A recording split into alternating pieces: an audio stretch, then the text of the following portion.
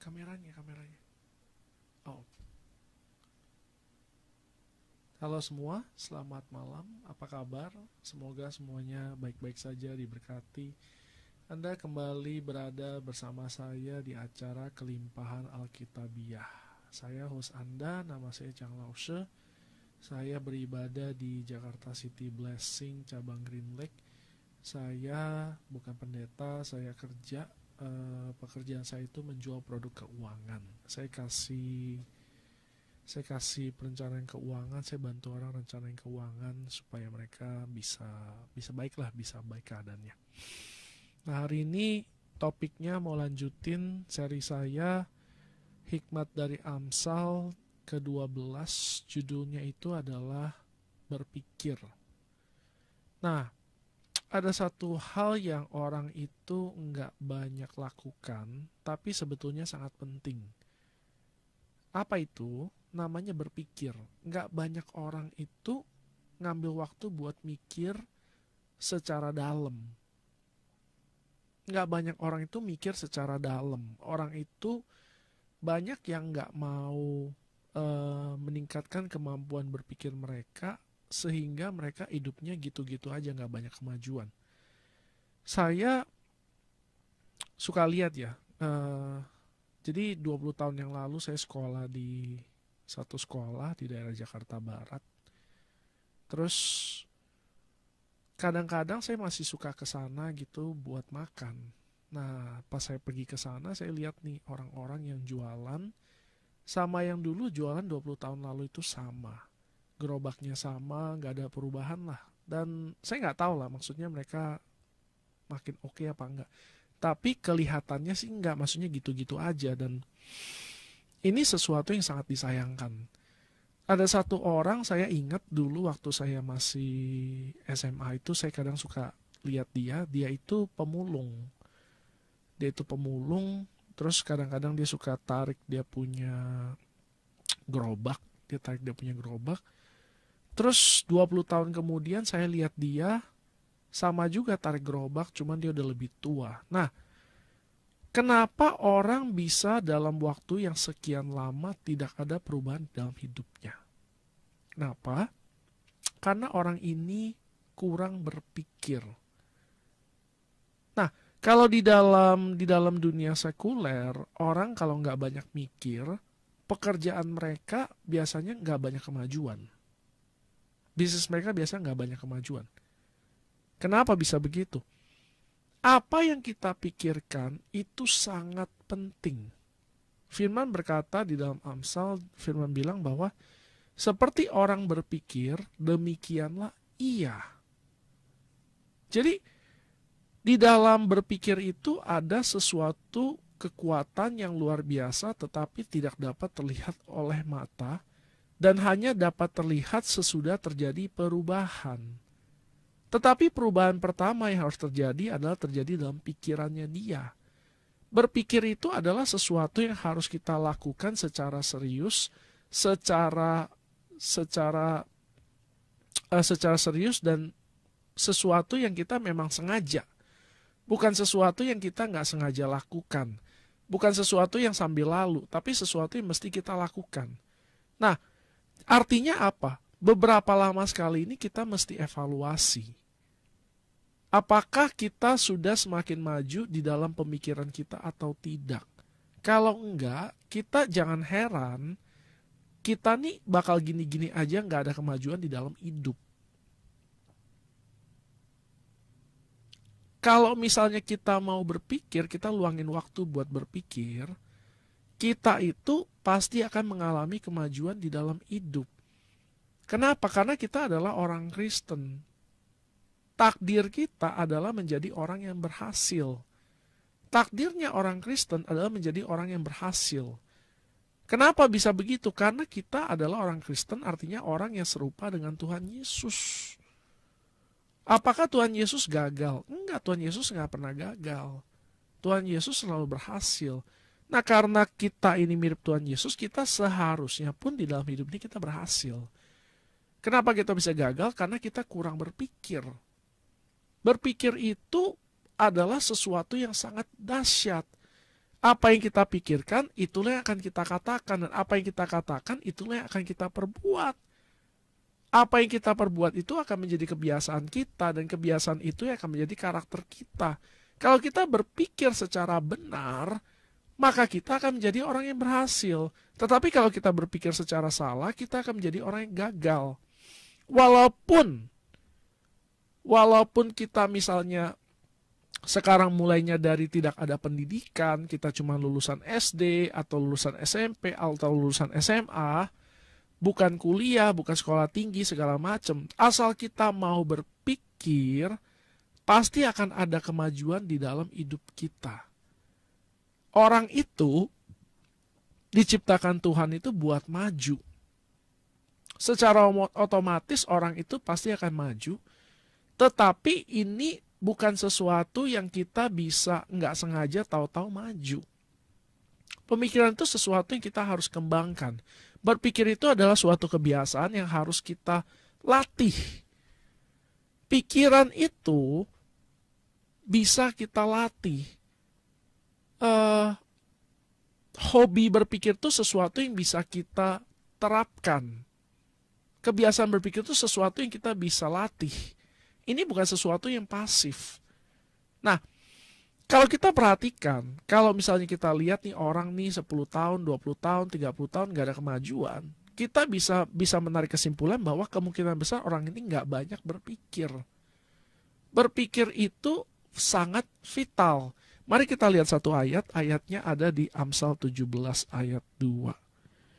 Amsal 17 ayat 2. Budak yang berakal budi akan berkuasa atas anak yang membuat malu. Sekali lagi, budak yang berakal budi akan berkuasa atas anak yang membuat malu. Jadi ada satu orang budak dan ada satu anak. Budak ini punya akal budi, budak ini bisa mikir. Anak nggak bisa mikir. Akibatnya apa? Si anak ini akan diperintah oleh budak. Nah, jadi nggak penting status Anda, nggak penting latar belakang Anda, nggak penting keluarga Anda seperti apa. Yang paling penting adalah kebiasaan apa yang Anda mau buat. Kalau Anda mau memiliki kebiasaan untuk berpikir, maka Anda akan sukses. Tapi kalau Anda nggak mau mikir, Anda nggak bisa sukses. Albert Einstein bilang, adalah suatu kegilaan kalau orang melakukan sesuatu dengan cara yang sama terus-menerus, tetapi mengharapkan hasil yang berbeda. Sekali lagi, adalah suatu kegilaan jika kita melakukan suatu hal yang sama terus-menerus, tetapi mengharapkan hasil yang berbeda. Ini tidak bisa terjadi. Apa yang kita lakukan akan sama hasilnya. Nggak berubah kalau kita nggak ada kemajuan. Nah, kemajuan itu mulainya bukan dari apa yang kita perbuat dulu. Mulainya dari pikiran kita. Bagaimana caranya orang membangun suatu rumah atau bangunan? Pertama-tama yang harus dilakukan adalah harus dibayangkan dulu. Jadi dibayangkan dulu, habis itu baru digambar, dari gambar baru dibangun, dan terakhir akan kita lihat, oh rumahnya sama seperti yang dibayangkan pada awalnya. Ini cara orang membangun rumah. Bagaimana kalau misalnya orang nggak membayangkan dulu, nggak akan ada gambar. Kalau orang itu mulai membangun, bangun, nggak tahu jadinya kayak apa, nggak tahu rumah itu udah selesai apa belum. Kenapa? Karena nggak tahu dari awal nih kayak apa. Nah, kita mesti mikir, hidup macam apa yang kita kehendaki. Dalam pekerjaan kita, apa yang kita harapkan. Dalam bisnis kita, apa yang kita harapkan. Mau seperti apa bisnis kita ke depannya. Ini semua adalah sesuatu yang harus kita pikirkan. Kalau kita nggak pikirkan bagaimana? Ya nggak usah harap kemajuan. Selesai. Kalau Anda pikir, oh saya nggak mau maju lah, saya jadi orang mau gini-gini aja lah. Ya nggak masalah. Tetapi Anda jadi menyia-nyiakan kasih karunia yang Tuhan sudah berikan ke dalam hidup kita. Tuhan mau supaya semua orang semakin maju. Tuhan mau supaya semua orang itu menjadi maksimal. Ini kemauan Tuhan. Kita bisa nggak bilang sama Tuhan, Tuhan saya nggak mau lah jadi orang terlalu hebat. Saya mau jadi orang biasa aja. Bisa, tapi Anda rugi. Sangat disayangkan. Tuhan mau Anda kayak begini. Tapi Anda cuma mau begini, kasihan sekali, sayang. Nah, pikiran kita, semakin kita latih, ini akan meningkatkan kapasitas kita. Nah, kapasitas ini yang sangat penting. Kapasitas kita sangat penting. Kapasitas kita menentukan berapa banyak yang bisa kita dapat. Kapasitas kita menentukan berapa banyak berkat Tuhan yang bisa kita tampung. Kalau misalnya kita tidak mau berubah dari cara kita selama ini, kita nggak mau mikir, tetapi kita berharap supaya kita bisa dapat berkat lebih banyak, ini tidak bisa terjadi. Tuhan itu tidak mencobai orang. Kalau orang itu nggak siap dengan berkat lebih besar, Tuhan nggak akan kasih. Sekali lagi ini penting. Kalau orang itu nggak siap keadaannya, Tuhan nggak akan kasih berkat lebih.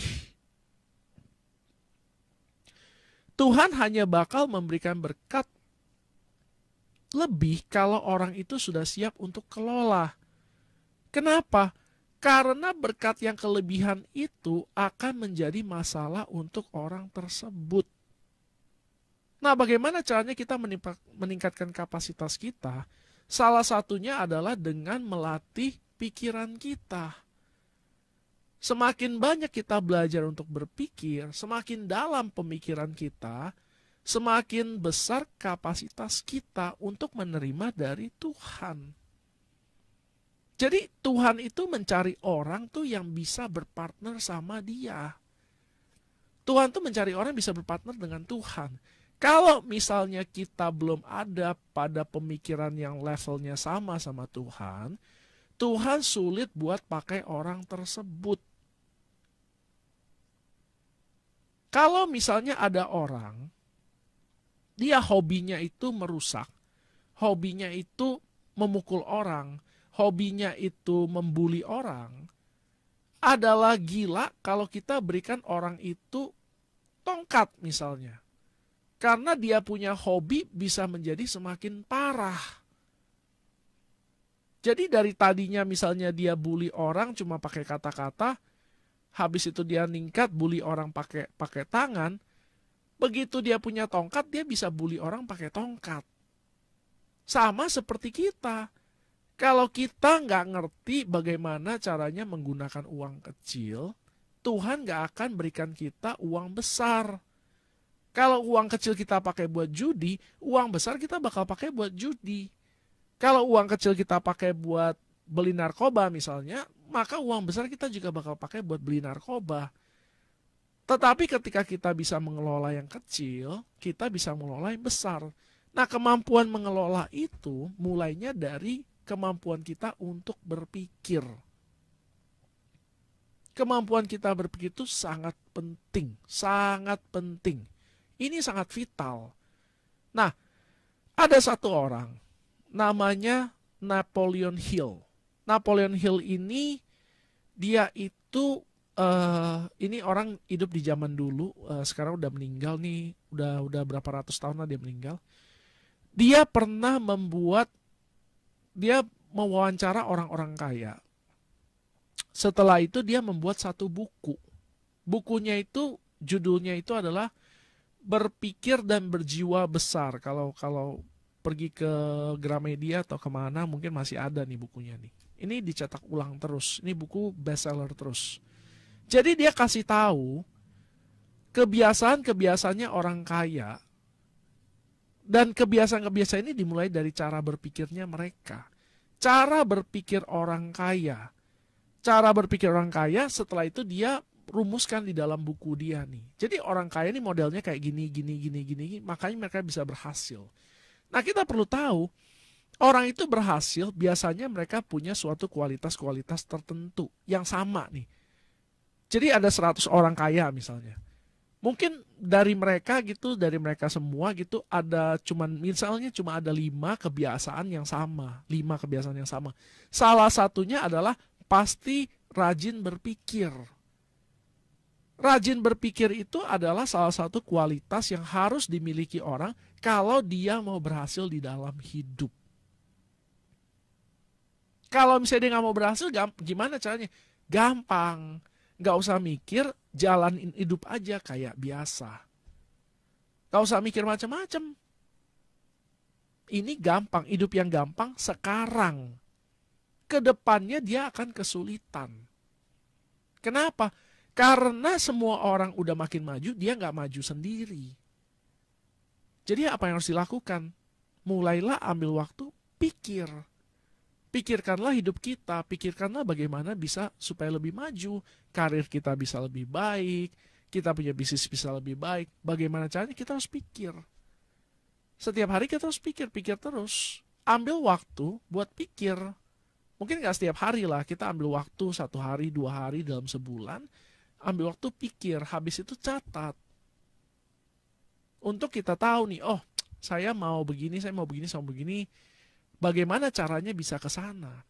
Jangan puas dengan keadaan kita sekarang. Tuhan itu mau kita makin maju.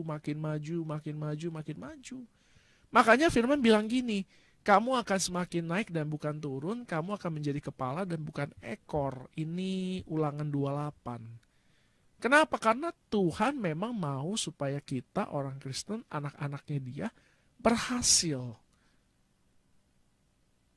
Orang-orang Kristen yang berhasil itu memuliakan Tuhan. Tentunya dengan cara yang benar ya, bukan dengan cara nggak benar. Orang-orang Kristen yang berhasil itu memuliakan Tuhan. Nah, kalau kita mau supaya orang-orang bisa kenal Tuhan, jadilah orang yang berhasil. Jangan jadi orang yang biasa-biasa aja. Firman berkata nih, nggak ada orang nyalain lilin terus ditaruh di bawah gantang. Gak ada orang nyalain lilin terus ditaruh di bawah gantang atau di bawah kasur. Mesti taruh di tempat yang tinggi supaya bisa menerangi. Nah, kita adalah garam itu, kita adalah terang itu. Orang itu mesti bisa lihat nih bahwa Tuhan itu ada sama orang Kristen. Makanya orang Kristen itu bisa berhasil. Nah, buat kita bisa berhasil, salah satu kuncinya adalah kita harus mau belajar berpikir. Belajar berpikir. Sampai sini dulu, kita mau break. Kalau ada pertanyaan langsung WhatsApp saya aja di 0819 3218 4218. Ya, WhatsApp saya aja silakan. Jadi nggak usah WhatsApp ke hotline 0819 3218 4218. Oke, kita break dulu.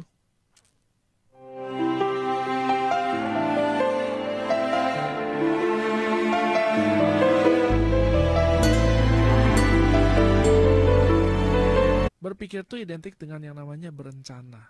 Apa sih yang harus kita rencanakan? Banyak sekali, sebanyak sekali. Kita mulai dari yang paling sederhana. Kita mulai dari perencanaan keuangan. Nah, ini saya punya area nih. Perencanaan keuangan ini adalah sesuatu yang nggak banyak orang lakukan. Perencanaan keuangan itu sangat penting. Kenapa? Karena berhubungan dengan masa depan. Nah, banyak orang itu menyepelekan uang. Jadi mereka kerja, terus udah gitu mereka dapat duit mereka pakai sampai habis. Nggak ada tabungan, nggak ada dana darurat, nggak beli asuransi. Pokoknya gitu aja lah. Nggak mikir nih, suatu hari nanti mereka bakal menikah, suatu hari nanti mereka bakal punya anak, suatu hari nanti orang tua mereka mungkin berhenti kerja dan butuh disupport. Ini mereka nggak pikir. Pokoknya duit masuk berapa, keluar berapa. Kalau bisa, duit masuk berapa, keluarnya lebih gede. Banyak orang lakukan ini, apalagi orang-orang muda. Umumnya orang biasa mulai kerja habis lulus kuliah sekitar 22 tahun. Umumnya. Nah, 22 tahun orang selalu mikirnya gini, oh gaji saya masih kecil, belum ada yang bisa ditabung. Ya udah nggak ditabung. Terus udah gitu ya, mereka punya konsumsi nggak berhenti. Mereka lihat nih ada sesuatu, handphone baru lah misalnya. Handphone baru mau beli.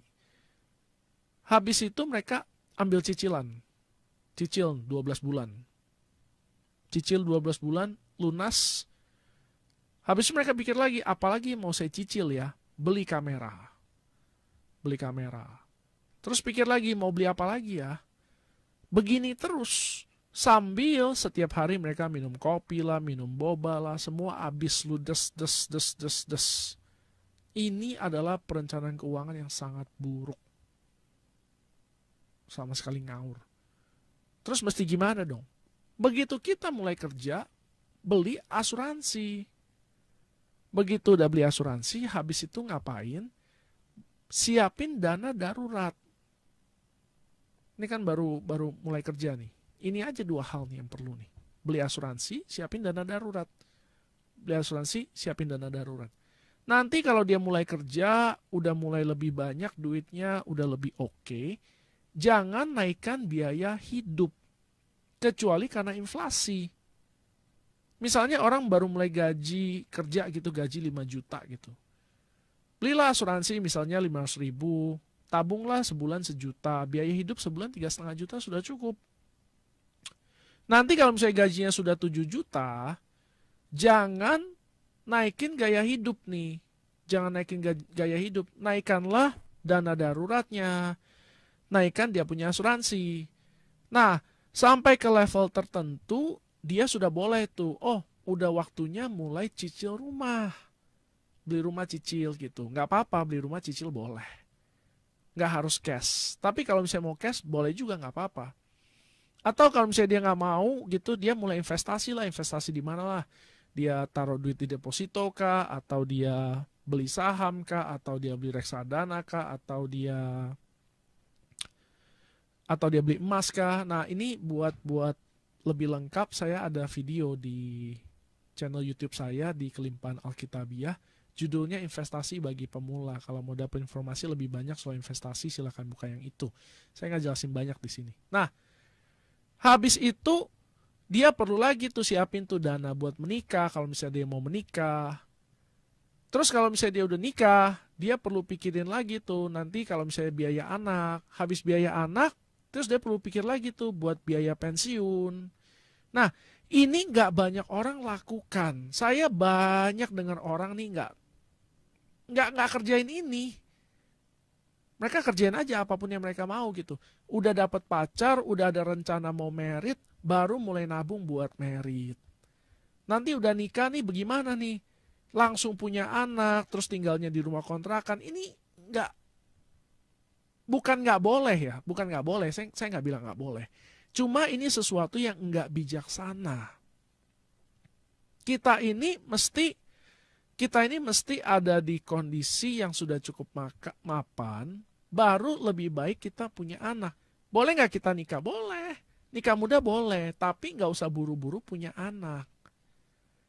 Tunggu sampai kita secara kemampuan finansial sudah lebih oke, baru kita lakukan itu.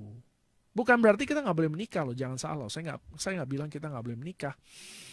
Tapi perencanaan keuangan ini nih orang nggak banyak lakukan. Orang tuh cuma pikir aja, oh saya mau beli sepeda lah, beli inilah, beli itulah, beli ini, beli itu segala macam. Nanti kalau misalnya ada kebutuhannya, bagaimana? Misalnya nih orang nih dia nggak punya asuransi, dia kerja nggak dapat asuransi kantor, lalu dia sakit, lalu dia harus bayar semuanya sendiri. Kalau dia nggak ada uang bagaimana? Utang kartu kredit itu bunganya sangat tinggi. Sebelum COVID itu bunganya 1 bulan 3,25%. Gede sekali. Bayangkan kalau masuk rumah sakit, nggak usah banyak-banyak lah, anggap 100 juta aja lah. Itu 1 bulan bayar bunganya saja sudah 3,25%. Artinya 3,25 juta. Kalau gajinya cuma 10 juta, bayangkan 3,25 juta itu dibayar buat kartu kredit, bunganya doang, pokoknya belum ketutup. Bagaimana? Terus kalau misalnya nggak punya dana darurat, kalau misalnya tiba-tiba amit-amit tempat dia kerja, bangkrut perusahaannya, terus dia nggak kerja, bagaimana dia kalau nggak punya tabungan? Nah, ini hal-hal yang sederhana orang nggak banyak pikirin. Pikirin, kata kuncinya adalah mikirin. Artinya apa? Kalau misalnya kita sekarang udah mempersiapkan masa depan, kalau sekarang kita mempersiapkan masa depan, kemungkinan besar kita akan lebih baik. Tapi kalau kita nggak mempersiapkan, serem. Suatu kali ya saya nonton di YouTube ya, Warren Buffett. Kalau ada yang tahu, Warren Buffett itu orang terkaya 5 besar lah di Amerika lah. Saya nggak tahu dia sekarang peringkat berapa. Dia itu adalah raja investasi.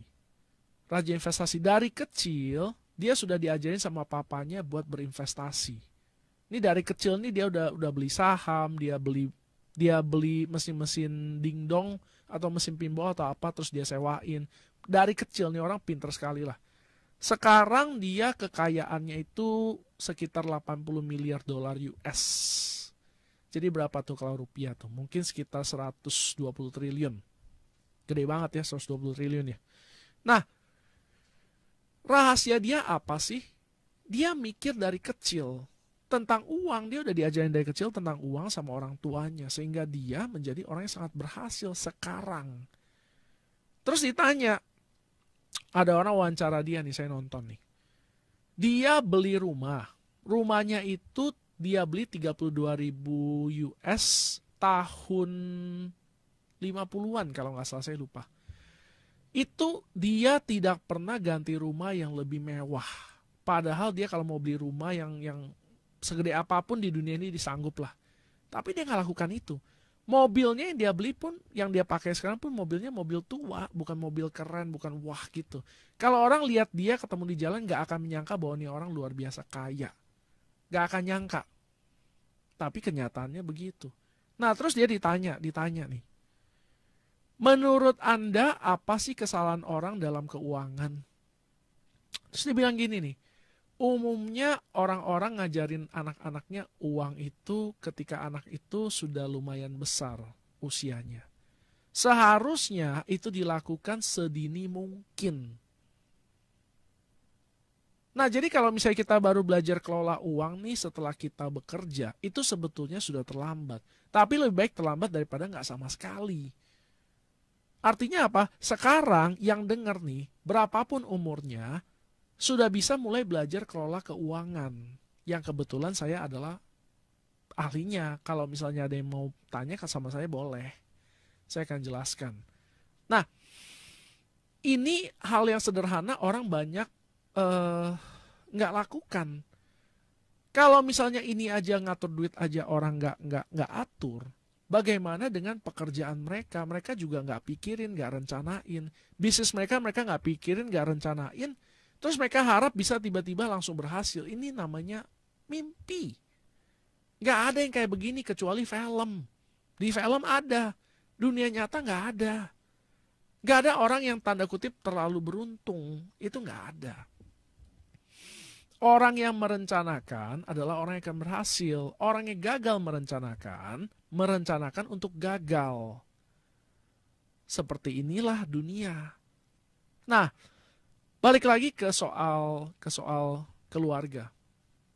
Misalnya kita menikah nih. Kita menikah muda lah, anggap umur 28 gitu ya menikah.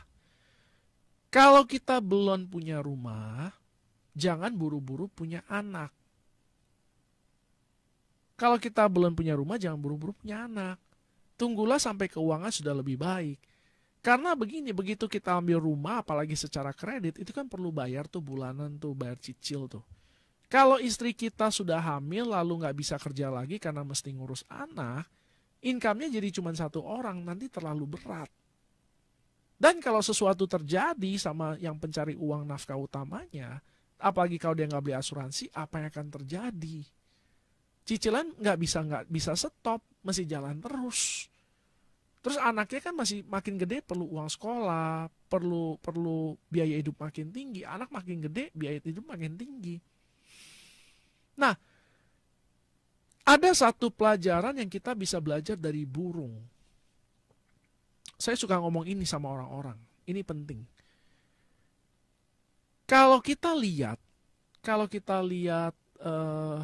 burung selain daripada burung Raja Wali, mereka biasa telurnya banyak. Ayam telurnya banyak, bebek telurnya banyak, angsa telurnya banyak, burung pipit telurnya banyak, semua macam-macam telurnya banyak. Raja Wali cuma punya 2 telur. Tetapi kita tahu siapa burung raja. Namanya Raja Wali. Maksudnya apa? Kalau kita mau anak kita jadi juara, anak kita jangan banyak-banyak. Kenapa? Karena buat ngelatih orang sampai dia bisa berhasil itu butuh waktu yang lama dan butuh usaha yang banyak. Kalau misalnya kita punya anak banyak, kita punya sumber daya nggak banyak, tenaga kita nggak banyak yang bisa kita ajarin mereka sampai akhirnya mereka bisa jadi. Jadi kita harus mikir, kita punya anak, oke, bagus, nggak apa-apa. Tapi kita harus pikirkan sumber daya kita. Berapa yang kita sanggup. Kenapa? Karena kita ini jangan jadi orang yang cuma memenuhi populasi dunia. Kita mesti punya anak yang berkualitas, yang punya manfaat buat dunia ini. Nah, ini orang-orang semacam ini cetaknya nggak gampang. Mesti butuh usaha. Jadi oleh karena itu kita mesti mikir, oh, saya mau punya anak yang berkualitas. Gimana caranya? Pertama mulai dari didikan, mulai dari makanan, mulai dari sekolah, dan semuanya itu yang akhirnya akan menjadikan anak itu punya kualitas apa enggak.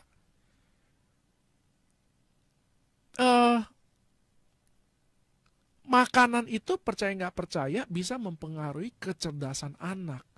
Oleh karena ini kita bisa lihat nih bedanya antara anak orang kaya dengan anak orang miskin. Secara kemampuan otak beda. Salah satu faktornya adalah karena makanan. Dan juga didikan. Nah, orang kaya karena mereka lebih pintar, mereka lebih bisa mendidik anaknya supaya jadi pintar. Kalau misalnya orang tuanya nggak pinter, mau cetak anak jadi pinter, rada susah. Bukan nggak bisa, tapi rada susah.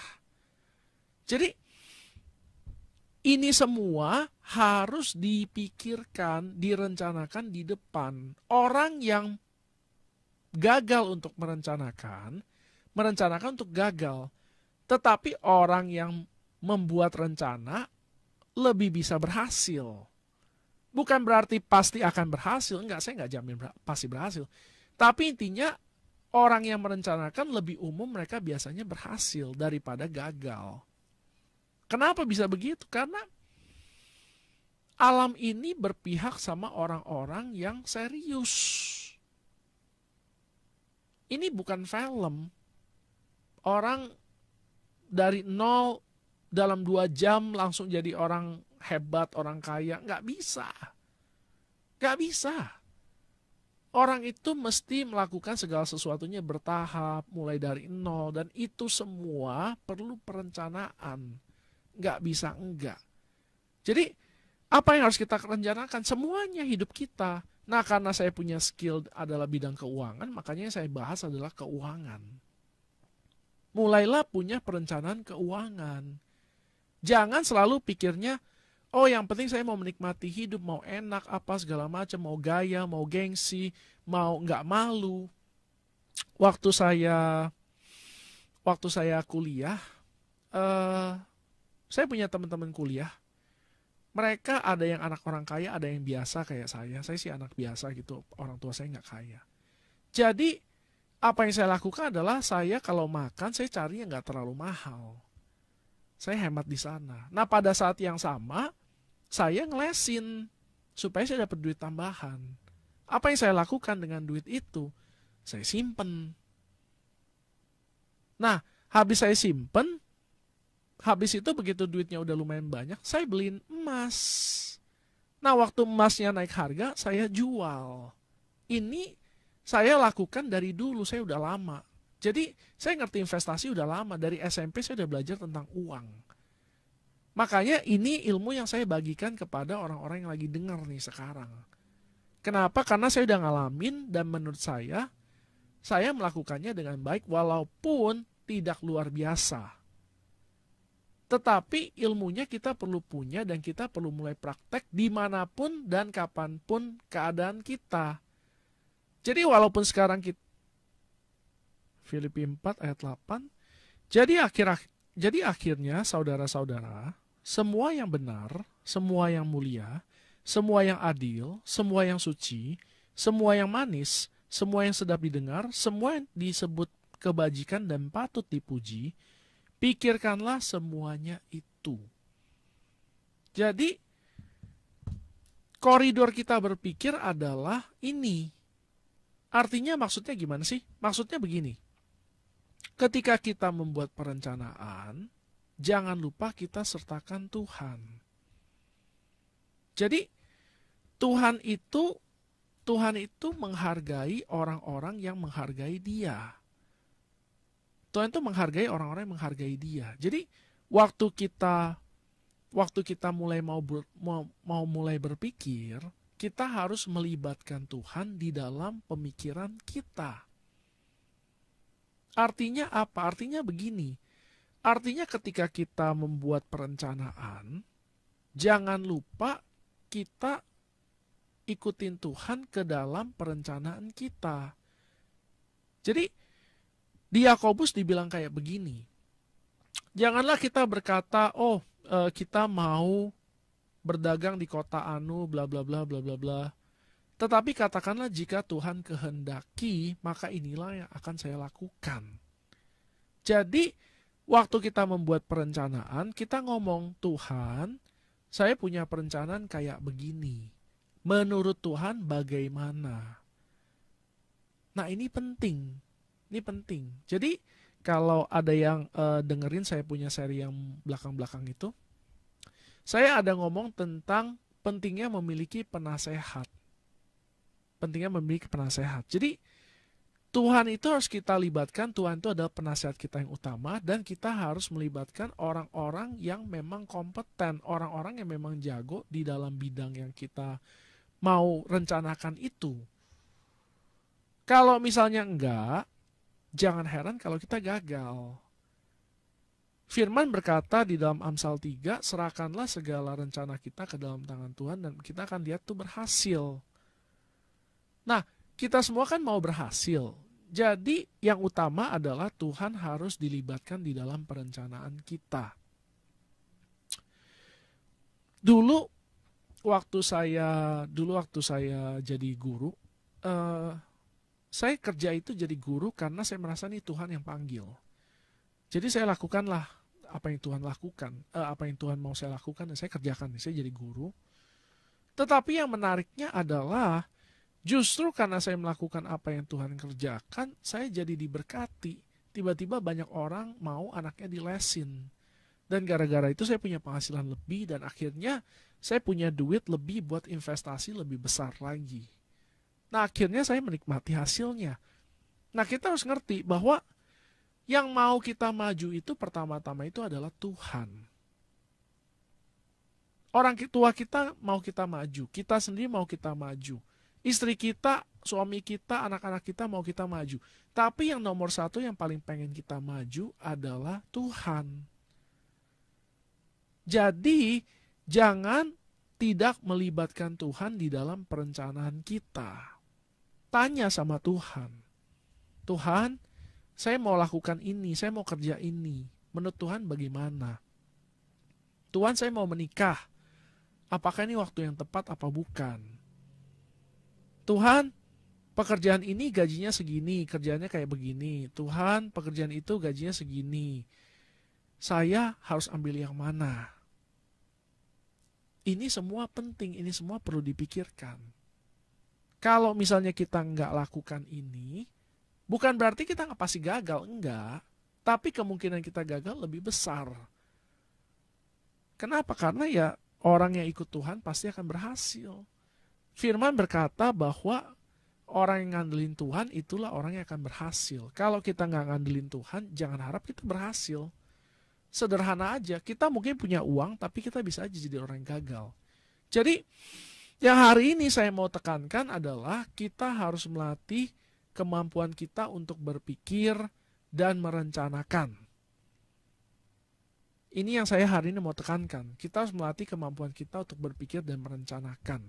Sampai ke dalam, sampai matang. Sampai matang.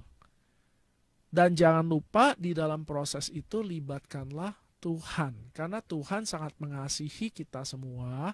Tuhan mau kita berhasil lebih dari kita sendiri mau berhasil. Mungkin ini aja saya bisa bagiin malam hari ini. Kalau ada yang mau tanya, mau komen, mau memberi buat mendukung acara ini, boleh kontak saya ke 0819 3218 4218. Sekali lagi, 081932184218. Saya sangat terbuka kalau ada orang yang mau konsultasi soal keuangan. Saya sangat terbuka. Saya sendiri jual produk keuangan, mana tahu produk saya cocok buat Anda. Terus, kalau ada yang kelewatan siaran ini sama siaran-siaran saya yang dulu, boleh subscribe ke saya punya YouTube namanya Kelimpahan Alkitabiah. Di sana juga ada renungan harian. Saya bikin renungan harian juga. Kalau renungan harian kan temanya lebih umum. Kalau acara ini khusus banyaknya bicara soal keuangan lah.